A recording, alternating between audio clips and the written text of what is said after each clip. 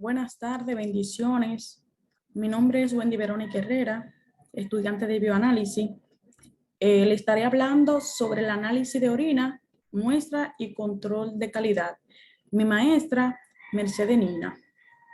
Antes que todo, primero le voy a estar hablando, dando una breve explicación de la evolución histórica del análisis de la orina. La importancia del análisis de orina ha sido reconocida desde la más remota antigüedad. Siglo V a.C., Hipócrates escribió un libro sobre uroscopía y los clínicos de ese tiempo concentraron sus esfuerzos diagnósticos en dicho concepto.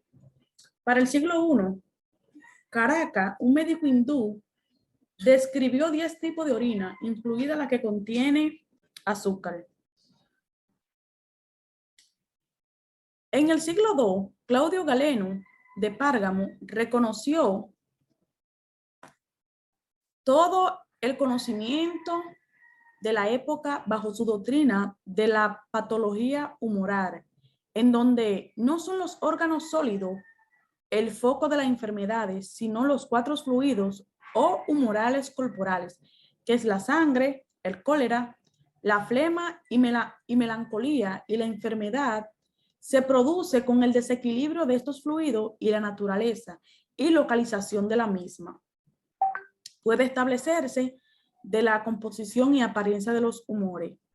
En el siglo X, el médico árabe Isaac Judaeus, basándose en las teorías del humor de Galeno, desarrolló un esquema con el que elevó los hallazgos en orina a nivel de criterio diagnóstico casi infalible de todos los estados patológicos conocidos para la época, teoría que se denominó uromancia o uroscopía, la cual fue practicada en la Edad Media.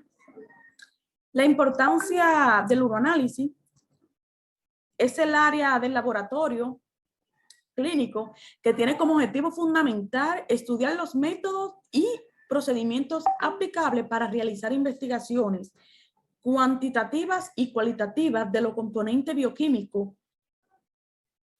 y microscópico de la orina, con la finalidad de aportar informaciones que contribuyen en el estudio del medio interno del organismo, en la búsqueda y definición del diagnóstico de diversas alteraciones fisiológicas y patológicas, siendo la orina un ultrafiltrado de la sangre, que constituye la vía más importante de eliminación de sustancias de desecho del organismo. Un análisis bien realizado y bien interpretado proporciona al médico datos de mucha importancia como apoyo a la evolución clínica para la definición de un diagnóstico. El uroanálisis en el campo de la química. En la química clínica, los principios y fundamentos químicos en que se basan los métodos y procedimientos aplicables para las investigaciones y cuantificación de los componentes bioquímicos se encuentran en los diferentes fluidos biológicos como la sangre, la orina, el sudor, entre otros. La orina es un fluido biológico que resulta de la ultrafiltración de la sangre a través del glomérulo y los tubos renales. En ella pueden encontrarse casi todos los constituyentes químicos de la sangre, aunque algunos de ellos solo aparecen en condiciones muy específicas. La cantidad de compuesto dosificable en la orina muy elevada, por lo cual su estudio resulta muy extenso. De ahí, del campo de la química clínica, se deriva lo que es el uroanálisis, como una rama específica que estudia los principios y fundamentos que se basan los métodos y procedimientos para las investigaciones cualitativas y cuantitativas de los componentes bioquímicos que se encuentran en la orina. La relación del uroanálisis con otra ciencia, podemos ver que la anatomía está relacionada, la fisiología, la bioquímica, la patología, la hematología, parasitología, histología y microbiología.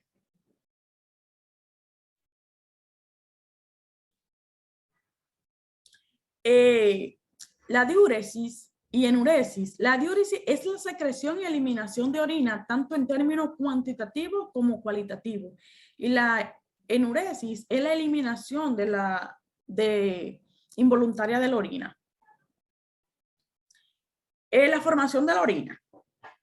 La formación de la orina comprende los complejos procesos de filtración de la sangre, reabsorción de sustancias esenciales, incluyendo el agua, y la secreción tubular de ciertas sustancias. Después de su formación en el riñón, la orina pasa por el uréter hacia la vejiga, donde es almacenada en forma temporaria antes de ser excretada a través de la uretra. La formación de la orina comienza con un filtrado que tiene lugar en los capilares glomerulares, rodeado por la cápsula de Bowman, de gran cantidad de líquido que prácticamente carece de proteína. El proceso de formación de la orina se le conoce como función osmoestática. La formación de la orina se compone de 3 procesos: la filtración del plasma en los glomérulos, seguida de la reabsorción y la secreción de los componentes selectivos por los túbulos renales. A través de estos procesos, los riñones juegan un papel importante en la eliminación de los productos de desecho del metabolismo, la regulación del agua y electrolitos, por ejemplo, el sodio y el cloruro. Y el mantenimiento del equilibrio ácido-base del cuerpo. Los riñones son los verdaderos reguladores del cuerpo, determinando la sustancia para retener y para excretar independientemente de lo que ha sido ingerido el producto.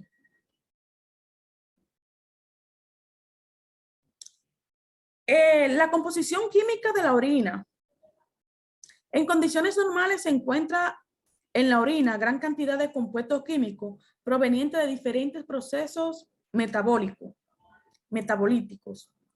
y de diferentes órganos que invierten sus productos en la circulación sanguínea para que los riñones se encarguen de eliminarlo, teniendo en cuenta que algunas de las sustancias que se filtran a nivel del glomérulo son reabsorbidos a través de los túbulos para ser reutilizadas por el organismo. O sea, es decir, que en la composición química de la orina intervienen factores muy importantes como son el estado de nutrición, o sea, la dieta que lleva, el metabolismo, la capacidad del riñón para mantener selectivamente las sustancias que lleguen al mismo riñón. El volumen de la orina. El volumen de la orina depende de la cantidad de agua que excretan los riñones. El agua es un integrante corporal importante, por lo que la cantidad excretada en general está determinada por el estado de hidratación del organismo.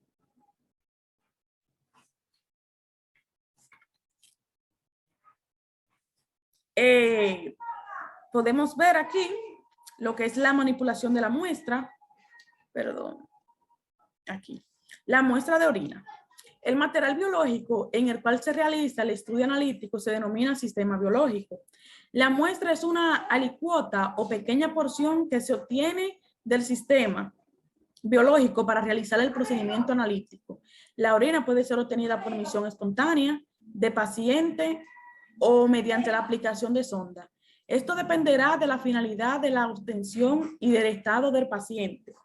La forma más común para la obtención de muestras de orina es por eliminación voluntaria. La confiabilidad de los resultados de un análisis de orina depende considerablemente de las condiciones de recolección y de la conservación de la muestra, los cuales se detallan, lo vamos a detallar más adelante. Se recomienda recolectar la orina en un recipiente limpio y seco, desechable, transparente y de la boca ancha, mínimo de 4 centímetros de diámetro, con capacidad de por lo menos 50 mililitros, idealmente estéril.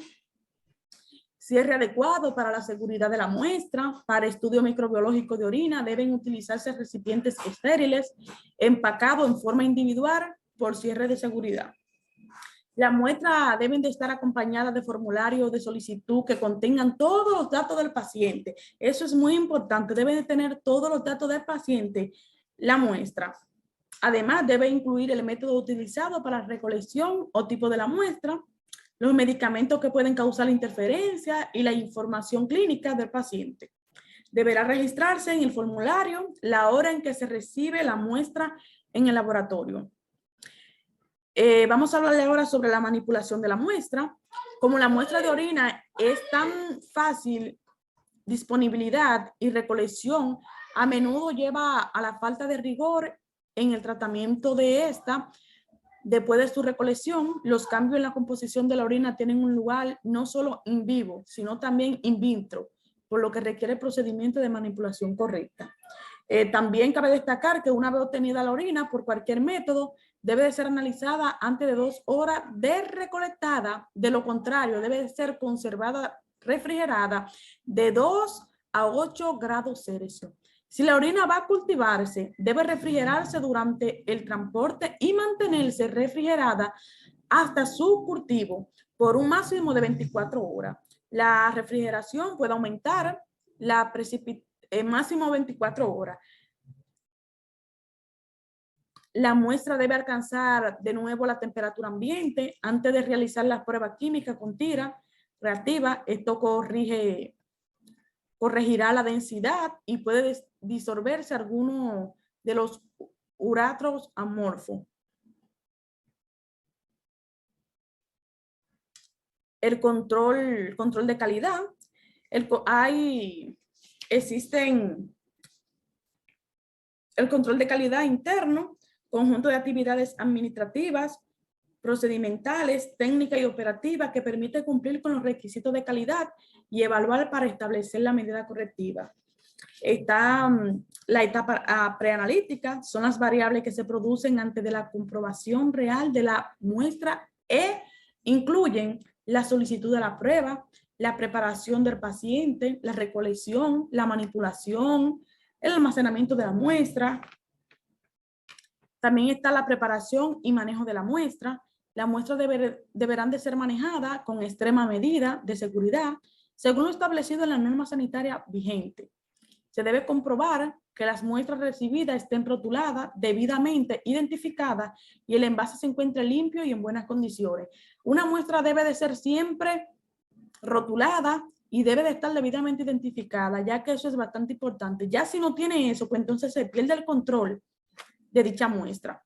Muchas pruebas no requieren ayuno, aunque siempre es preferible que los pacientes no ingieran alimento al menos de 4 a 6 horas antes de tomar la muestra, lo que reduce la posibilidad de muestra diluida por ingesta de alimentos y alimentos que puedan interferir en alguno de los parámetros del análisis. O sea que es preferible no ingerir alimentos de 4 a 6 horas ya para que los parámetros no haya un alto valor por eso. Aquí podemos ver la obtención de los especímenes. La obtención apropiada de las muestras es fundamental para proporcionar unos buenos resultados. Es importante que la persona encargada de la preparación de la muestra disponga de lo que son materiales apropiados para su extracción, transporte y conservación. El personal encargado de la muestra, de la toma de muestra, debe recibir descripciones muy concretas sobre los procedimientos. El laboratorio solo acepta la muestra perfectamente identificada y obtenida en recipiente adecuado, ya que la obtención incorrecta del espécimen puede producir errores que superen la variabilidad analítica de las determinaciones. Transporte de la muestra. En los laboratorios generalmente el tiempo transcurre entre la obtención de la muestra y recibirla. Para su procesamiento suele ser largo, por lo que es recomendable refrigerarla. Todo laboratorio que transporte muestra debe tener un sistema organizado que asegure cumplir con los requerimientos analíticos y la correspondiente medida. Podemos ver aquí la etapa analítica, que en ella podemos ver los reactivos, los instrumentos y equipos, procedimiento para la realización de la prueba. También consta de etapa post-analítica, que aquí podemos ver la interpretación de las reacciones, informe de los resultados y la interpretación de los resultados. Muchas gracias. Hasta aquí mi exposición. Dios le bendiga.